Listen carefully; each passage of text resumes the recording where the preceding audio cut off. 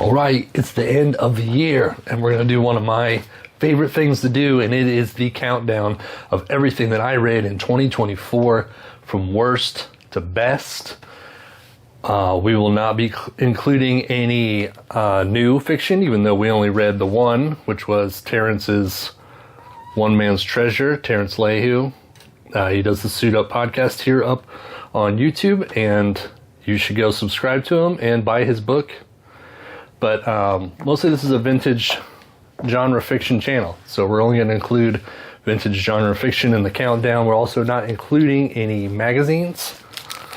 So we got the Paperback Parade, stuff like that, the Men's Adventure Quarterly, which I'm almost done with the UFO issue, so we'll hopefully be doing that soon. Soon for me is like 4 months, but... And then we also got, the Paperback Fanatic, which we love. So no magazines. Oh, also I made shirts. Check it out. Book Graveyard shirts. They got the sleeves here. They were done by my good friend Brian Brady. He did a lot of stuff for my record label. So I'll put some of that artwork up there too. And I'll put a close-up zoom in on the shirt, but Here it is. This is a big boy. Oh, this is Jake's. This is Jake's big ass shirt. It's very cool. I think it's cool anyway. Homage to a lot of my favorite books that I read this year are on here. Loosely, so as not to get anger anyone. I also made some white ones. I haven't put the sleeves on those yet. I do print these myself. The black ones here are done with discharge ink, which basically dyes the fibers of the shirt, so it feels like there's no ink on the shirt. So it looks a little like faded and like your favorite shirt that you've had for 20 years. Those will be available on one of my websites, either my screen printing website or my record label Store Envy site. Oh, here we go. So the books that we read this year, we read 68 books, 17 horror, 16 crime and mystery, which I put that genre together. Could be separated, but I put it together. 9 sci-fi, 8 spy, 8 men's adventure, 5 westerns, 4 sword and sorcery / fantasy. I also combined those, and 1 lone gothic. Let's get to this list. I'm excited. I'm excited for this countdown. I'm going to do it really fast, and I'm going to not read off the notes. I do have notes, but I'm not going to read directly off of them. I'm going to try my best not to say a bunch and cool. I don't know if you guys know this, but I suffer from the Jeff Goldblum disease. Books find a way. So I'll try not to a bunch, but no promises. And here we go. All right, number 68. Death World 2. We covered this on the first episode of the Elusive Exclusive Book Society, which I will call EBS from now on. It's a book club with my buddies Pulp Mortem and Secret Fire Books.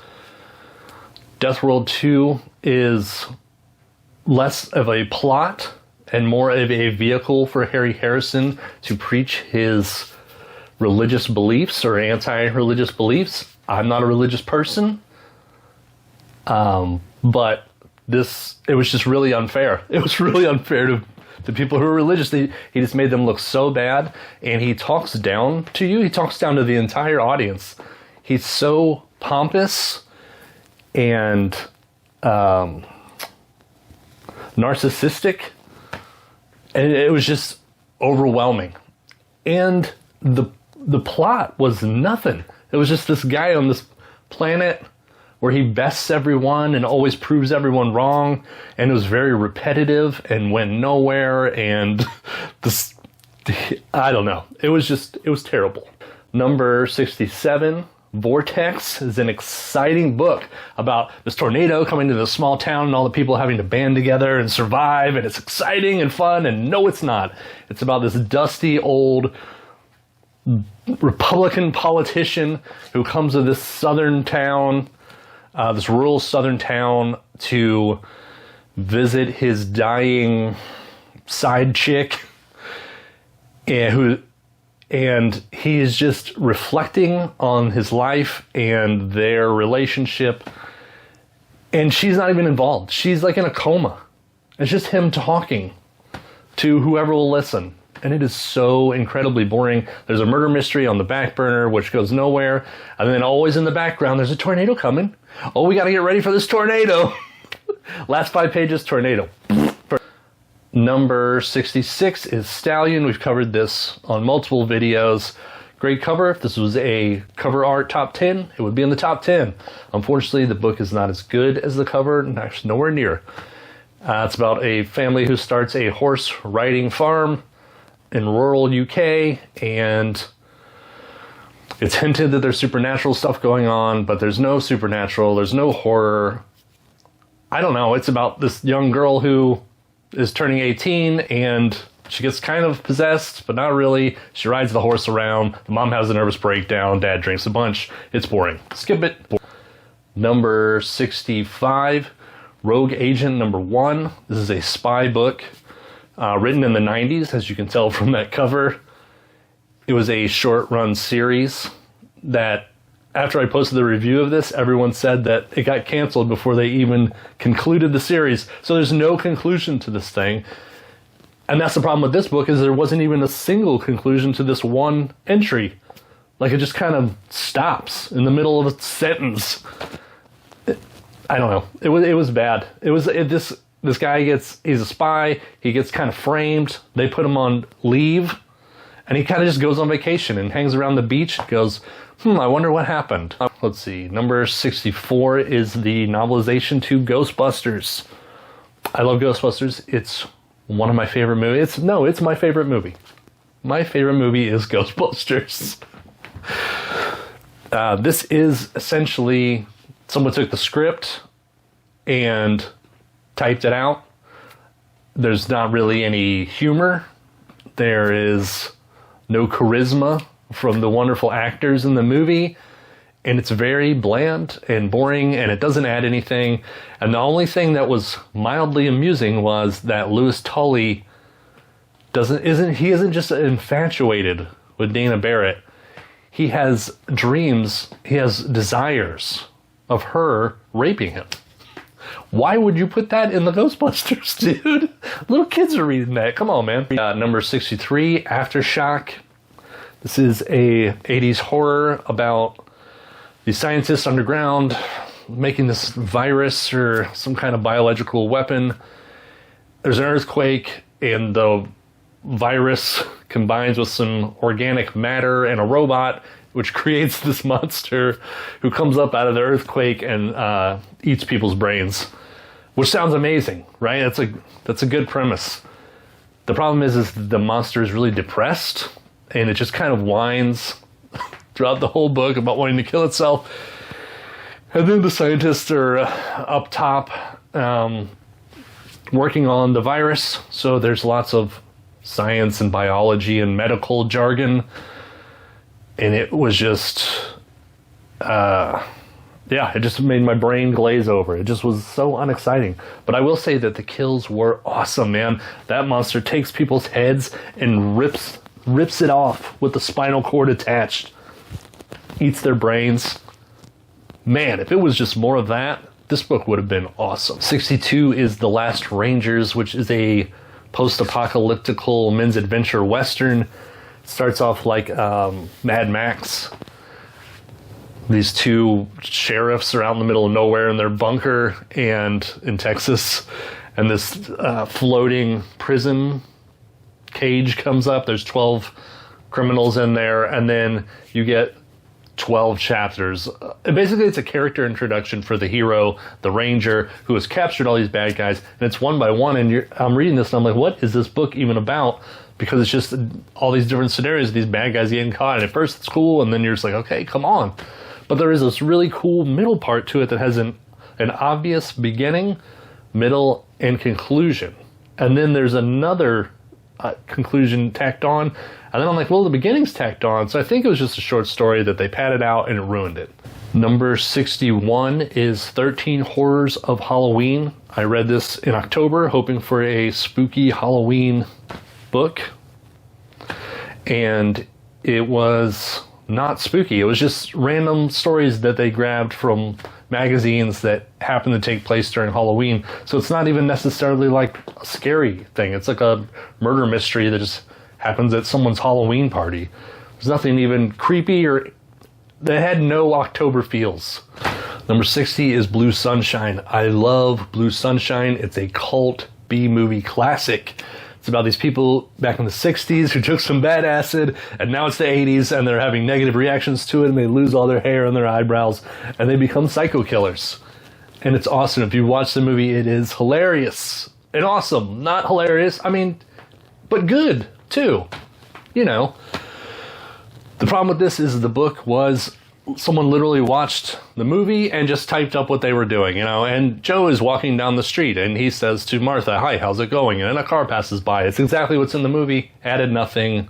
Disappointment. Number 59 is Fox Number 1. This is an adult Western. If you don't know what an adult Western is, it's basically a Western with softcore sex scenes added to it. I got this one because he is a detective in Old West times, and I thought it sounded cool. And then I opened it up, and he's like, "Oh, he works for a railroad. He's a railroad detective." And I was like, that's even cooler because trains are cool. I want to read more about trains. So someone's trying to blow up the train tracks. It's him investigating who did it. This thing's biggest fault is it's written like it's at a 5th grade education level. It's really weird. I thought when I was reading it, I was like, is this for kids? Is this a young adult? And then I got to the first sex scene and I was like, no, this is an adult Western. It had lots of description of the terrain and what they were wearing and the boots, and it was all legit. And I think that if you were into Westerns, you would have loved it, but it really dragged it down for me. It has this ridiculous hot air balloon chase at the end, which made it even cornier. So yeah, I was not that excited about Fox Number 1. Number 58, we got Sliders. I was very excited when I found this because I thought that they had made a series that I hadn't heard of. I love Sliders. I love that TV show. I own all the DVDs. Oh, the ones with Jerry O'Connell in them. Anyway, after that, I don't know what they were thinking. So I thought this was going to be a new series where they had new adventures, and especially if they were using like the first series characters in kind of prototype.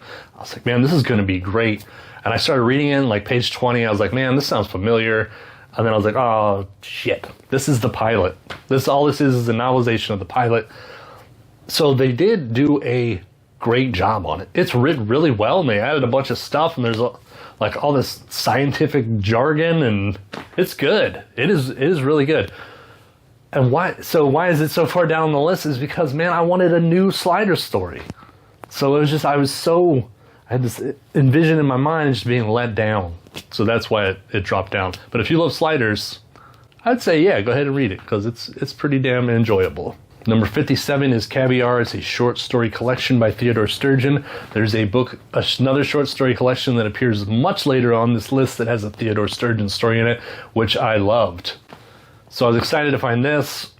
I was just disappointed. I think that some of the stories just weren't for me. They weren't necessarily bad. They weren't exciting either. Some of them were downright bad. I was like, I can't believe anyone published this. And so I only really liked one of the stories. Number 56 is Death World 3, After the Stink of Death World 2. It was hard to shake it, with nothing ever happening and just preaching at you. Death World 3, they land on a whole different planet, and it's kind of like a Conan type world. And you're like, okay, we're going to get some action here. This is going to make up for it. Turn us around here, Harry. And unfortunately, it doesn't really go there. They just kind of go undercover, and I don't know. They go undercover, and they're pretending to be something else, and there's no real excitement.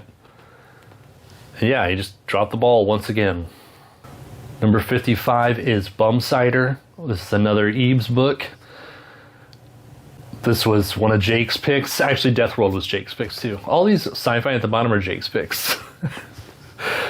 So Bumsider was a kind of mystery, sci-fi elements. The mystery was really lame. The main character didn't want to be there. I didn't want to be there. And there was this much sci-fi. Number 54 is Operation Atlantis. I like French things. So I was excited to read this French-authored, French spy book. And it's...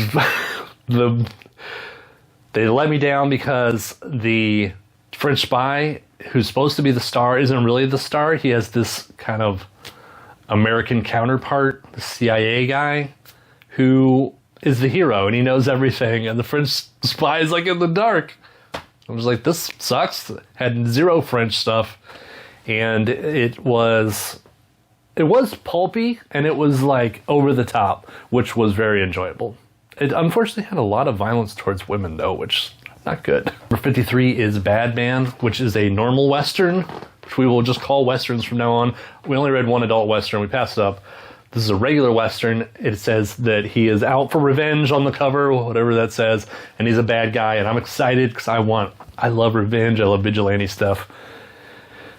And then it turns out that this is just a really intelligent, philosophical reflection book on the choices that you make in life and redemption, and it's beautiful and it's well written.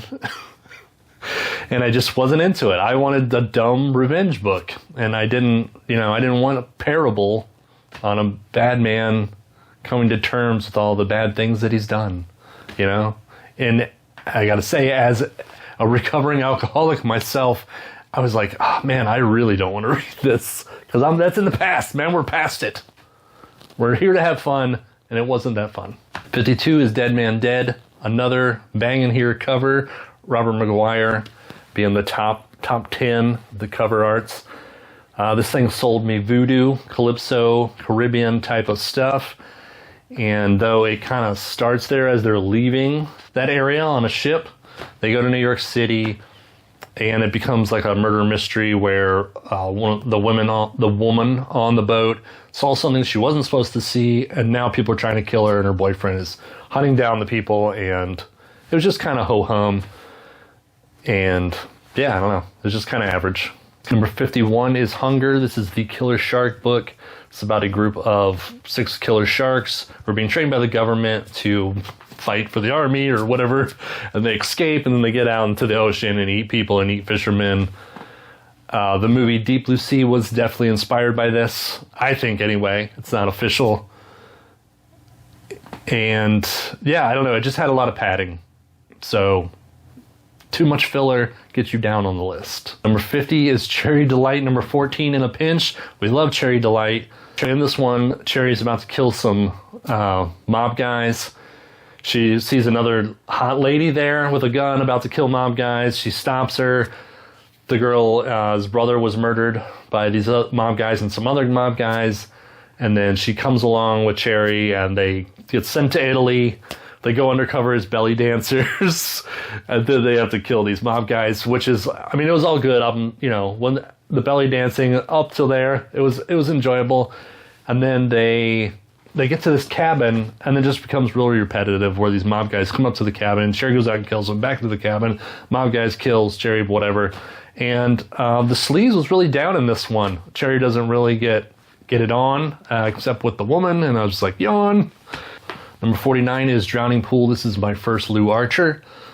Private detective, classic private detective, hard-boiled style. He's in California. He gets hired by this woman who she's being blackmailed because there are photos of her because she's been cheating. She wants to catch the blackmailer before it gets back to her family. He thinks that it has something to do with her family, so he goes and investigates the family. And I don't know, it reminded me of Chinatown. If you like the movie Chinatown, I thought it was very similar because the family's very wealthy. There's all this kind of inside stuff going on. So it was decent. It was decent. It was enjoyable, but not mind-blowing. Number 48 is Death World, the original one. This one actually takes place on Death World, which is great. Death World stars a narcissistic psychic gambler who is hired by this Death World planet to come back to their planet so he can use his psychic abilities or his winning chances to somehow figure out why the planet's trying to kill them, all the plants and animals. When this started, I loved it, and it made me like excited to read more sci-fi. And then it just kind of like fizzles out. Like all of a sudden, they're not talking about him being psychic anymore. Like they're having these issues where his psychic abilities would solve the problem, but Harry Harrison forgets that his main character is psychic. Like, what's going on, man? So yeah, it just kind of peters out. But it was pretty fun, and it's very pulpy. And if you don't take it seriously and you don't care about holes in your plots, then yeah, check it out. Death World 1. 47 is Nine Princes. We did this on Ebs. This is one of Tim's picks. I was very harsh on this in the review video, and I talked about this on our last Ebs Christmas special. I was too harsh on it. And I think that my biggest problem is the motivation of the main characters. They just didn't seem to care. No one seems to really, really care about what was going on. But I will say, here's some positive things. I absolutely loved the tarot cards. I love that idea. It was well done. It was so inventive. I liked that there were other worlds that they could traverse through. And there was an awesome battle scene where they had to fight single file, these two armies, and they're just slashing one by one, going up and then falling and going through the line. One of the best battle scenes I've ever read. But ultimately, it was a little too dreamlike. It kind of at times reminded me of Riverworld, which I really hated Riverworld. And yeah, I don't know. I'm going to read the second one, though, because everyone seems to really love this, the Amber series. And Joseph Reed said that the second one is like a sword and sorcery. So I'm going to check it out. And then we'll see. Then we're going to make another hater video. Just kidding. We're going to be positive. We're going to be positive this year. It's our mantra. Number 46 is Devil World. It is a Star Trek book starring the original characters from the original series. They go to a devil world to find this guy. There's all these little devil people that live there. Something weird's going on. They find the guy, and he's living with the devil people. And it's like a lost episode of the original Star Trek, and it was very enjoyable. 45 is Hawk number 1, The Deadly Crusader. I've talked about Hawk a lot. I've read a lot of the later installments, and they're always referencing the backstory. So I was like, man, I got to read number 1 so I understand. And it was it was surprising. It was very un-Hawk. I feel like when he was writing this, he was like, this is going to be a bestseller. Like, he was trying really hard. It's really well written. It's not very exciting plot-wise. Like, Hawk's he's still a reporter. He's not a bazillionaire. He still gets ladies, but it's not as lady-getting. And he's scared, and he, like, is intimidated by people. And it's very un-Hawk in that way. The positives, I now know the backstory. And it was really... It was really lame. It wasn't actually much different than how they sum it up in the later books. Like, it could have just been summed up in one chapter. But instead it's a whole book.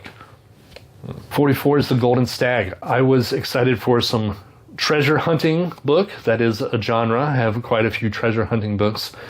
And this one promised treasure hunting, but actually it was just another men's adventure with a guy who's cocksure and he's the best at everything and kills he's an amateur sword fighter, and he kills the best sword fighter in the world and stuff like that. And there's only like 5 pages of treasure hunting. So I don't know, if they wouldn't have sold me treasure hunting, if that's not what I was looking for, then this was just a regular men's adventure, I would have thought this was pretty cool. But if you disappoint me with the cover, you get lower on the list. Number 43 is Ninja Master number 1. Once again, I read a later installment first and loved it. Wanted to go back. We covered this on Ebs. It was my pick. And Ninja Master 1 was written by a different person that wrote the rest of them. And it's not very ninja. There is, karate, killing. He cracks someone's skull open, drags a man by his testicles. Those parts were great, but they were few and far between. There was lots of lunches and dinners and conversations. And he does eventually kick some ass at the end. What I really liked about it was it totally has the 70s vigilante movie feel. And I just really enjoyed that. I felt like I was watching a B-70s action movie. So it bumped it up on the list, but it really wasn't that good. It probably shouldn't be this high. But we're going to leave it here anyway, because we already taped it up. Number 42 is The Executioner, number 2. I should have read number 1, but all I have was number 2. I never read The Executioner. He's the man who started it all. He's the Ramones of men's adventure fiction. He's the first one man versus the mafia that was the prototype that everyone copied. So now I never read it, so I had to go back and read it. And it was about he gets his ragtag group of Vietnam buddies together and they start a death squad and they go after the mafia, and it's just guns and action and some more guns and some action, and they kill, and there's camaraderie and guns and action and kills and guns and action. And that's all this was. There was almost zero plot. It was just action scene after action scene. And it was kind of tedious, actually. As I was just complaining about Ninja Master number 1 not having enough action, this had too much action. You could put them together, it'd probably be 2 really great books. Number 41 is Cosa Nostra. This is about a small town sheriff who gets infiltrated by the mob. Oh, small town in Maine, who gets infiltrated by the mob, who's trying to set up there so they can reach their connection in Montreal. And it's just kind of a mystery as why they're there. And it's not very exciting. It's not a very exciting mystery. It kind of just tramples through the snow, nice and slow. What brought it up is how sleazy it is, how dirty and grimy and un-PC, and just, I love pieces of shits. I love pieces of shit books with just everyone's terrible, and for some reason I really enjoy it. Number 40 is Hawk number 12, The Virgin Stealers, another one we covered on Ebes, another one of my choices. I have the best taste. In this, Hawk is himself, and he's badass, and he's nailing ladies, and he's kicking ass. There's a chainsaw duel in this. I bring it up all the time. A girl is killed by being lowered into a vat of molasses. The problem with this one is the snuff stuff. I hate snuff. I hate the idea of snuff. I hate torture, horror, and you could just take that out. This would have been a great entry in the Hawk series. It's still pretty good. It's a lot of fun. Just take the snuff stuff out and thumbs up. Number 39 is Angel Eyes, is by E. Howard Hunt. Last year's countdown, number 1 was one of the Steve Bentley thrillers, The Calypso Caper by E. Howard Hunt. This is another Steve Bentley, so I had high hopes for it, and I think I just compared it to Calypso Caper, and it just wasn't as good. In Calypso Caper, he's in the Caribbean, and this one, he's back in Washington, D.C. Steve Bentley is a CPA who solves, I don't know, mysteries. Why is the CPA solving mysteries? Who cares? And it was just ho-hum. Well, it wasn't ho-hum. It was better than ho-hum, but it wasn't as good as Calypso Caper, so down you go. Number 38. 38 is Hawk number 5, Corpses in the Cellar. The Hawk, this is speaking of weird jobs where they solve mysteries. He is an insurance investigator. He's investigating this fire. Hawk is badass. I'm still talking about Hawk. The Hook is badass. He's a former boxer. There's some pretty good fight scenes in this. Takes place during the 30s. He nails a bunch of ladies. And I have this labeled under men's adventure and not crime because that is the total feel of this book. It is a men's adventure book, 100%. It is hokey and the crime is whatever. It's all about him being badass. Number 37 is Gun Code. It's a Western. A long time ago, this little kid and his mom got kicked out of town after the dad was murdered. Kid's all grown up. Badass man comes back to town. He wants to find his dad's killer, get the property, deal with his dad owned a business with someone, so he wants that part. It looks like that's the one who killed his dad, but there's this other guy. It's just a back and forth. Pretty decent mystery. Kind of, simple but fun. Western setting. 96 is The Walking Dead. It's the sequel to Guyan Smith's The Sucking Pit. It's about a pit out in the middle of the woods, possesses people to go home and kill their loved ones, and then jump in the pit and kill themselves, and one man trying to stop it. Schlocky, B, horror, wonderful. 35 is the Book of Skulls. I really like Robert Silverberg. This is a completely original idea about these 4 college dudes. One's an anthropologist. He finds this article about this cult out in Arizona that found immortality. You can join it, but there's got to be 4 of you, and one of the 4 must die.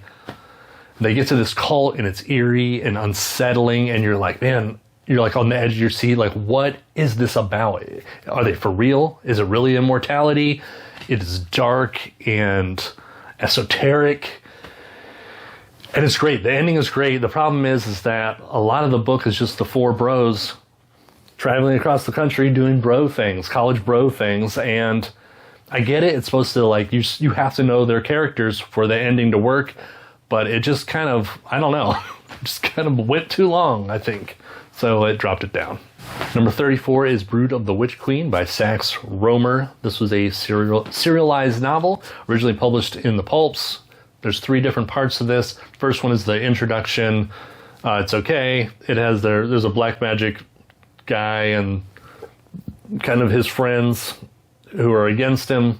And then, I don't know, all this backstory. It doesn't matter. The second part of this is what's wonderful. They go to Egypt. They get in this pyramid and it's dark, and you can, I mean, it's written so well, you could smell the pyramid. And the guy's inside doing black magic, and there's all this crazy wind and shit and supernatural stuff, and it's wonderful.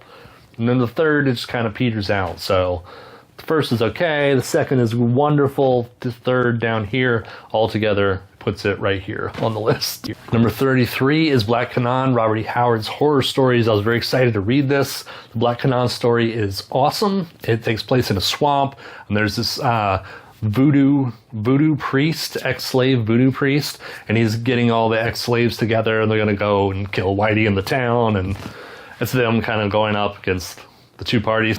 So there's like classic voodoo zombies, and it's just ambience, that swamp, drippy ambiance. It's wonderful. And then the rest of the stories are just kind of run-of-the-mill weird tales. And, you know, when you're reading Robert E. Howard, you have this expectation of it just being mind-blowing. And he's the best at action and adventure, and maybe not horror. So, I don't know. I did the expectation versus what I got, so it got lower on the list. But he didn't deserve it. He does deserve to be higher. It's Robert E. Howard. He's the king. 32 is None of May Gray's Business. I love May Gray. When I'm depressed, stressed out, I read a May Gray book, and it completely sucks me in. It is French.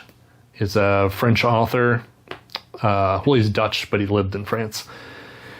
Maigret is the chief inspector of the Paris police, and he solves puzzling mysteries. I always describe him as the bridge in between Sherlock Holmes and like early hard-boiled fiction like Raymond Chandler. He's right in the middle. He's a little bit of both. In this one, he's on vacation, and he solves the mystery by reading articles about it in the newspaper. And that's a cool idea, and it did work, but it's not as exciting as having him being in the midst of it, in the mix. So it got a little bit lower. Number 31 is the Texas-Israeli War in 1999. This we did on Eves. Another one of Jake's picks. Actually, this one is pretty good. Jake thought it was going to be bad. He thought it was going to be funny. And it wasn't. It was actually pretty good. It is a post-apocalyptic alternative history, alternative future, where the world has destroyed itself nuclearly, except for Israel, who's overpopulated, and then they have to branch out, so they send mercenaries out so they can live in the U.S., and the U.S. hires them because Texas is succeeding, and they've kidnapped the president, so the Israelis have to save the president. And it was awesome. It was a war book, and it was exciting, and the battles were awesome, and it had very little sci-fi. It was a lot of fun. Number 30 is The Face of Night. This one is up to be reviewed, and I'm having a really hard time with it because it's hard to describe this book. It's a regular, you think it's going to be a regular crime book. White cop, 70s, works in the ghetto, fighting drug dealers. There's lots of heroin. It's really scummy, and it's winter, and it's bleak. It's lots of despair. He's kind of like a really good guy. Like, he hates racism, and he's always getting on his other fellow cops on their racism. They're all crooked, and he's straight as an arrow. So this book is basically the psychological destruction of this man, where he starts to become what he hates. But it's not like he becomes it. It's like it was inside of him all the time. And I have no idea what this author was trying to say. By the end of this thing, this guy is racist, but it's been pointed out that he was that the whole time. And he just loses constantly, and he just gets crushed, soul crushed. And what was enjoyable is you were just like, what is going on here? Sorry about the lighting, I don't know what's going on. Number 29. Number 29 is Crown. Number 1, The Sweet and Sour Kill by Terry Harknett, author of the Edge series, the Western Edge series. I know what you're thinking. This dude is out of his fucking mind. He's putting The Crown above Robert E. Howard and George Simenon and Sax Rohmer. And it's about a team of cops in Hong Kong. One's Chinese, one's Australian. The Chinese cop, his grandparents are murdered by the mafia syndicate, whatever, and they go up against him. And it's really ridiculous and cheesy, but it has lots of kung fu. And I gotta say, I really enjoyed it. I know it's stupid. I know it should not be high on this list, but what can I say? I love stupid shit. Number 28 is Overkill. I read that Dorothy Daniels Gothic book that's coming up later. And then in my extensive research, I saw that her husband was an author too. And lo and behold, I already had one of his books. It's a great spy book, Cold War era, where the spy works for this company called Ape. Super secret. No one knows about it. And he has a counterpart in Russia, and they meet up, and the Russian talks him into helping him stop the Chinese and Albania from making this nuclear warhead because it's bad for everyone. And the book is about them being in Albania. Albanians hate both of them, and they're stabbing each other in the back. So it's this big kerfuffle, and it was very exciting. It was entertaining. And how often do you read a book that's set in Albania? Even though Norman Daners really hates Albania, because he just keeps saying how terrible of a place it is. Number 27 is The Shanghai Incident, which is another spy book where an ex-soldier goes back to Shanghai, to China, to find a missing geologist, and it's very conspiracy. This is what's cool about this one, is why it got higher, is because it's a mix of spy and hard-boiled detective, like the hard-boiled private investigator. Like, it's not so much a straightforward shot. Like, this is very conspiracy, very who's on whose side, who's lying, what's the real mystery, what's behind it. And it was very involved. It was well crafted, and just, I was way into it. 26 is Maigret Sets a Trap. This was made into a movie. Kino Lorber reissued them on Blu-ray. I watched the movie, I don't know how many times, a million times, and I'd never read the book. So I went back and read the book. It's about a serial killer loose on the streets of Paris, killing women who kind of look the same, and Maigret has to find them. And this is one of the rare cases where the movie was better, because the movie fleshed out the reasons why the killer was killing. And it's very Silence of the Lambs. So if you like Silence of the Lambs, want to watch an old black and white French movie starring Jean Gabin, who in my eyes is Maigret, you should definitely check that out. And the book it's good too. It's just a lot shorter plot-wise. Number 25 is Night Hunter number 1. This is a horror book where this dude's family gets kidnapped, and then he's attacked by a supernatural, psychic, controlled elemental force who leaves him for dead. He survives. He finds another survivor, a woman. They team up to find their missing families. This thing was great because it had lots of actual real-world witchcraft lore in it. Like, whoever did this knew what they were talking about. It was really impressive. The kills were gory. And I think the only thing that would make it not cool is that it is a series, which I kind of just wanted the one book. And if you're not into the witchcraft, if you're not into the Wiccan stuff, you might not like it. Ooh, man, that sun is out in full force. All right, here we go. Where are we at? Number 24, The Quick Red Fox, is a Travis McGee series. John McDonald. Travis McGee is a private investigator when he feels like it. He's not a very hard-working private investigator. He lives on a houseboat in Florida. In this one, he is hired by a very famous actress. She's being blackmailed because she attended a orgy and there was pictures. She doesn't want the pictures to get out. It's Travis McGee traveling around finding the other people of the orgy party and deciding if they are part of the conspiracy or other victims. This one was dark. All Travis McGee is pretty dark. But this one, it wasn't too bad. It was enjoyable. I love that he went to other places other than Florida. And it was incredibly well written. You know, this is the higher echelon of private detective stories. 23 is Tight Case. It's about a cop going up against the mob. I think FBI going up against the mob. And the author was actually an FBI agent who went up against the mob, so it has a realistic tint to it. I love this one because everyone in this is a total piece of shit. Everyone is terrible. The cops are terrible. They're drunk. They're crooked, but it doesn't matter. The mafia guys are disgustingly brutal. I just love bad characters, and I love gritty atmosphere. And this thing was one of the grittiest books that I've ever read, because the grittiest book is still coming up. But yeah, if you like disgustingly bad people, this book is for you. Number 22 is To Renew the Ages. This is a laser book, the highest rated sci-fi on my list. It's a post-apocalyptic world where this guy and this a scout guy and this warrior woman, soldier woman, team up and they travel across the wasteland, random encounters, romance, and oddly enough, it was the romance that made this for me. It was Romancing the Stone set in Apocalypse World. It was a lot of fun. There's a tiger. They had to fight a tiger. There's a psychic energy trying to kill them. That part was stupid. But the rest of it, a lot of fun. Number 21 is The Running Gun, which is a Western, which is very similar to the last one. This guy is wanted for murder, which he didn't do. The one guy who can clear his name is taken off to Mexico. He follows his trail down to Mexico, and he teams up with this woman who's also stuck. She's stuck down there, and they together travel across the deserts of Mexico. Romance.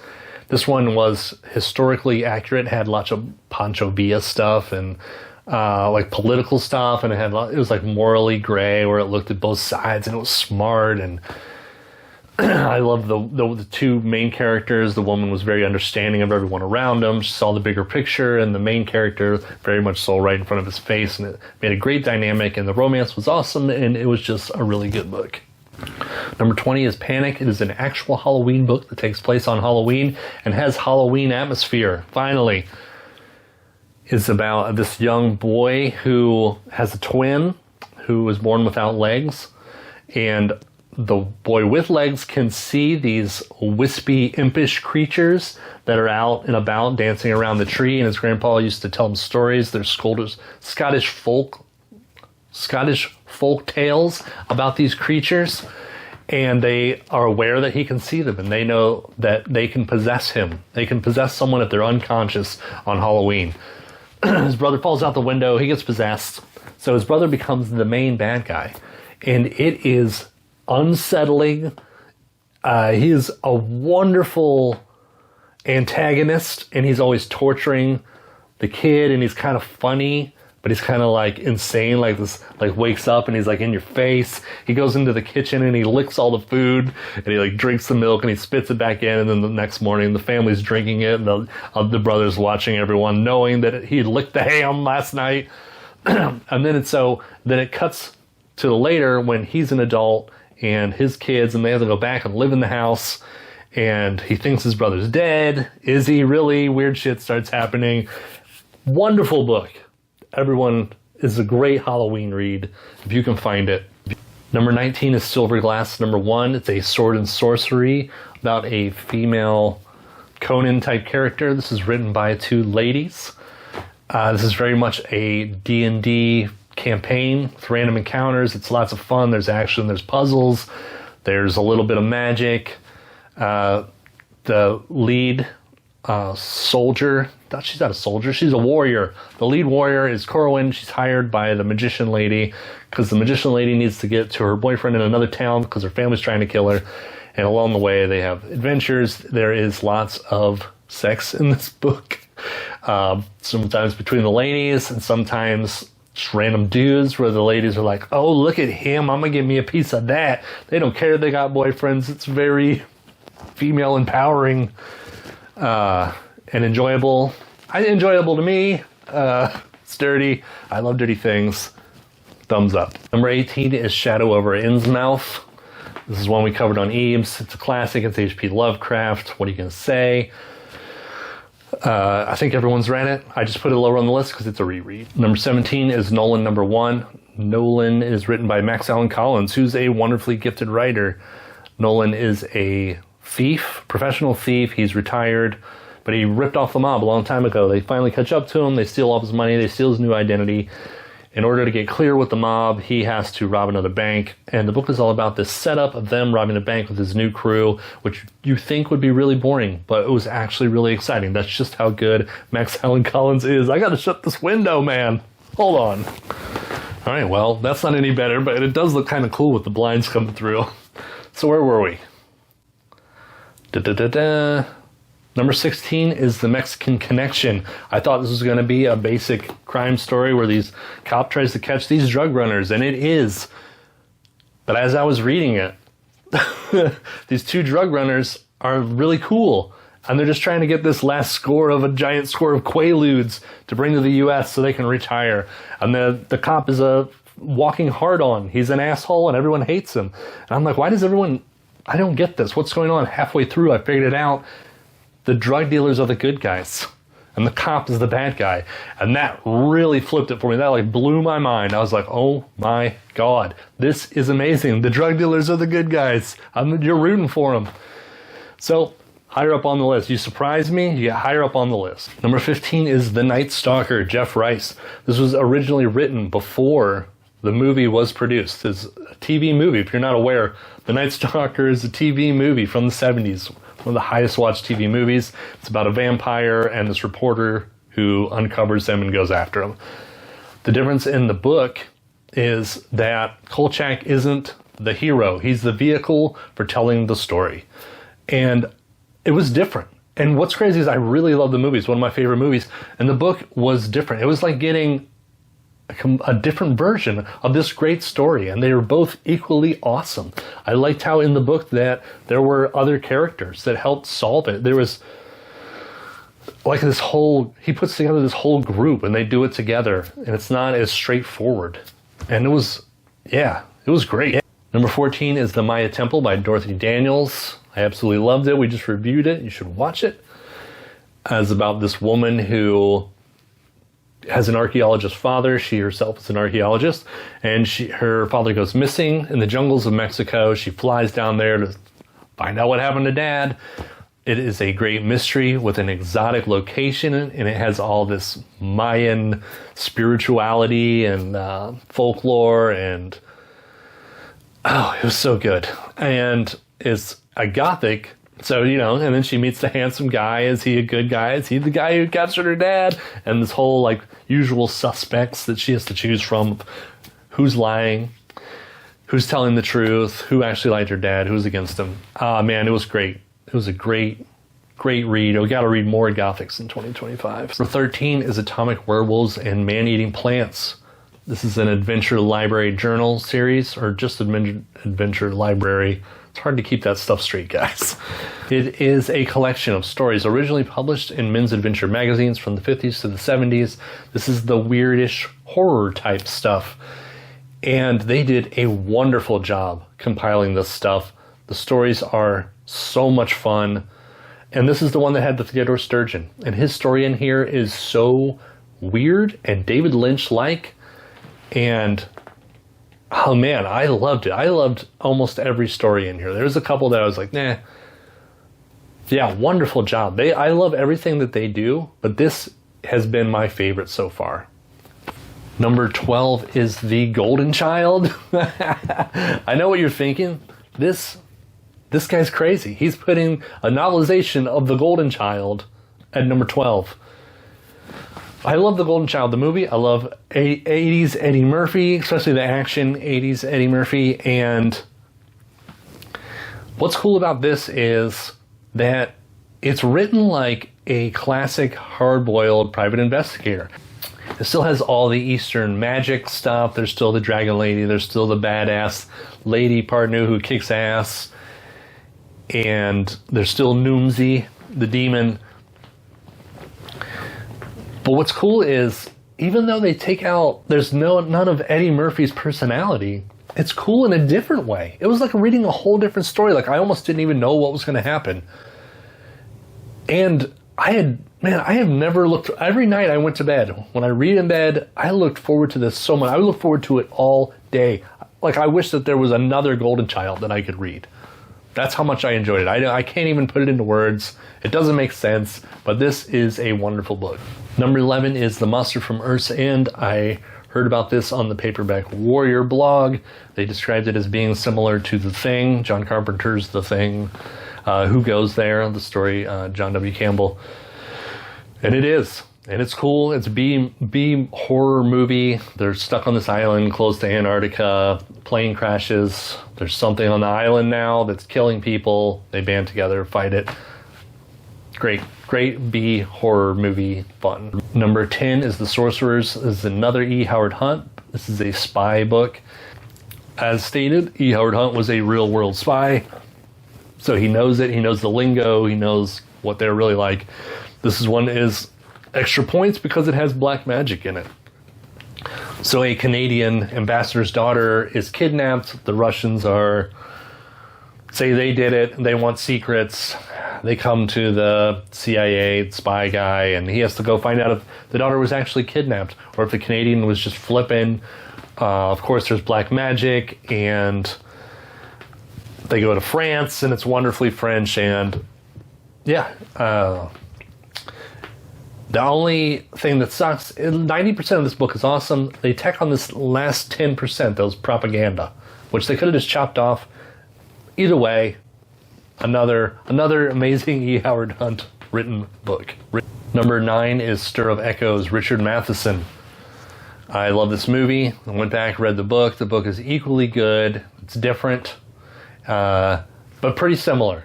Different enough. The movie's different enough because the book came first. I did a video on this. Not many people watched it. So if you haven't watched it, maybe you should check that out.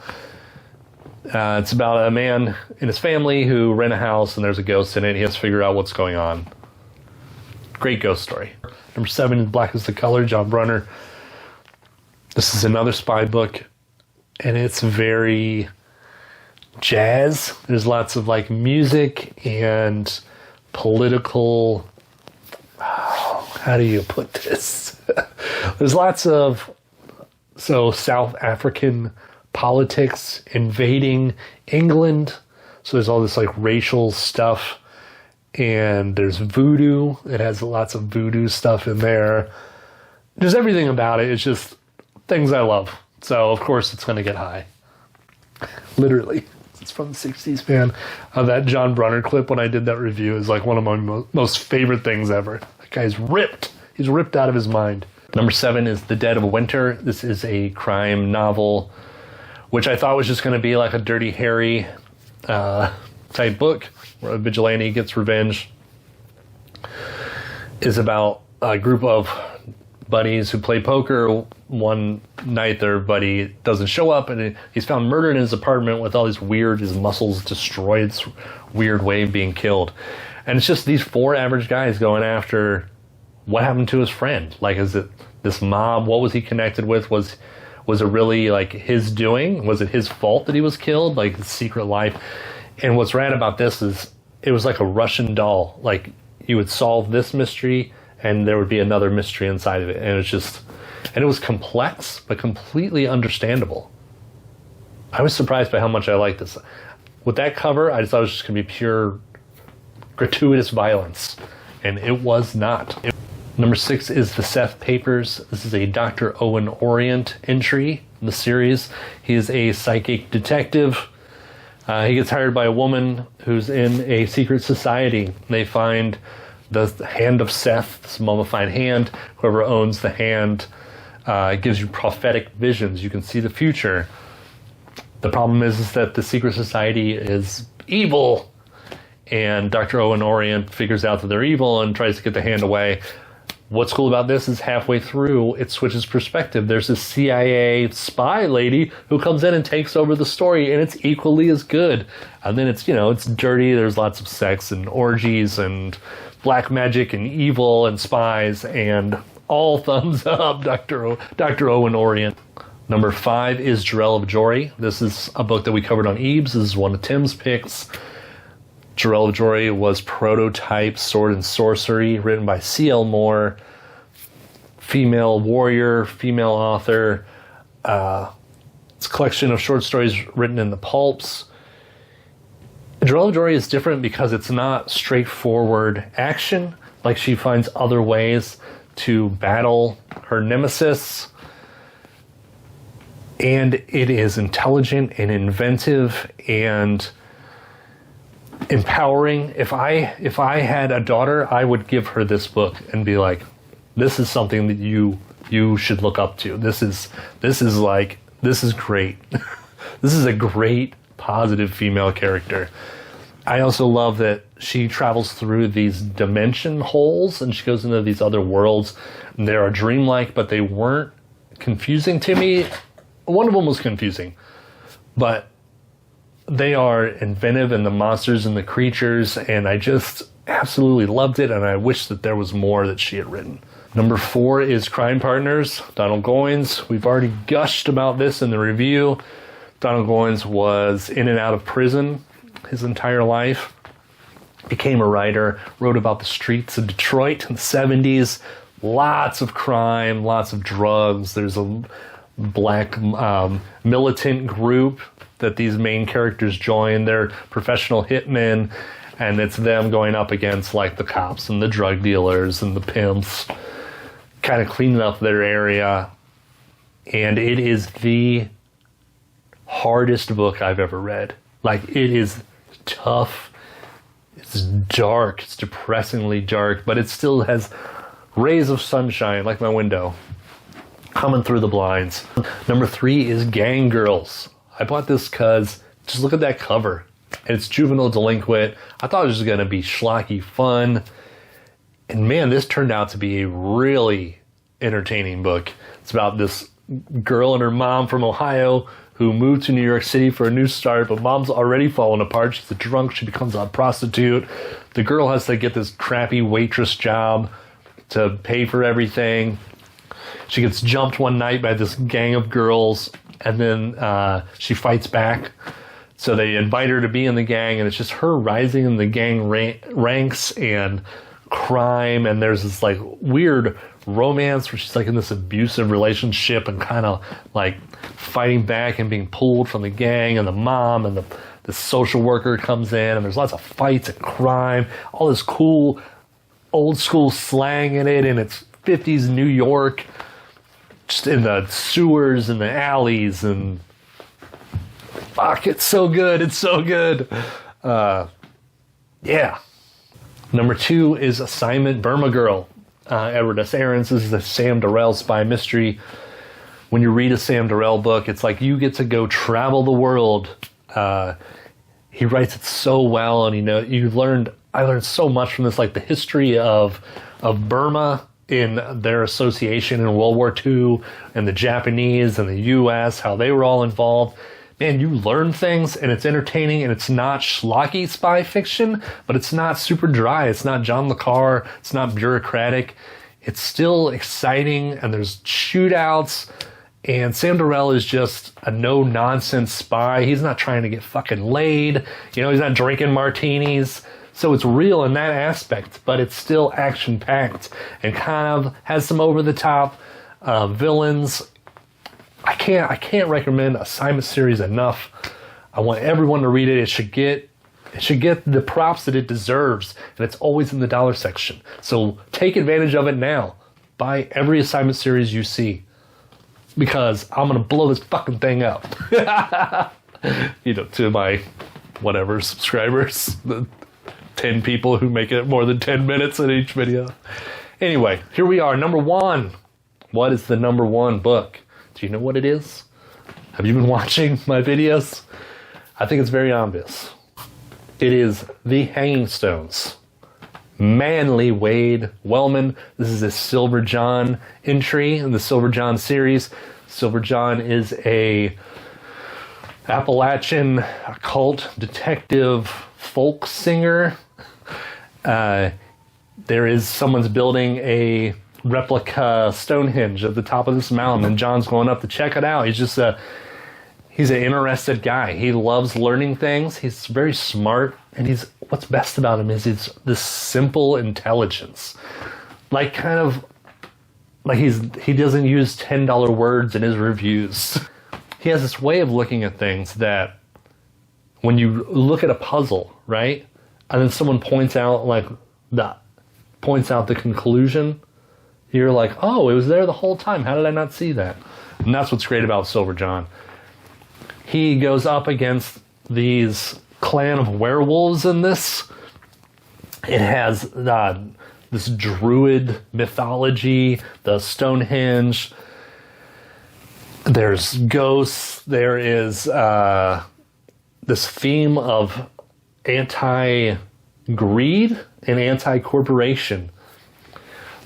But it's not preached at you. It's written in there so well that he gives great arguments, but then he has great arguments back. There's 2 intelligent arguments talking about this real thing. It's very well-rounded and inspiring. Oh, it's just so creative. I don't even know. I had a hard time even putting it into what genre this would be. I think I ended up including it in the fantasy, but it could easily be horror as of the occult stuff. And he mentions real world occult stuff also, biblical stuff. He's a Christian character, and there's all this arcane Christian mythology, mystical Christian theology, and man, it's so awesome. You should stop what you're doing and read a Silver John novel tomorrow. And that's it. I can't believe you guys made it this long. This is a long-ass video. The sun in my eyes. I can barely talk anymore. And there's no wrap-up here. Merry Christmas. Happy New Year. Over.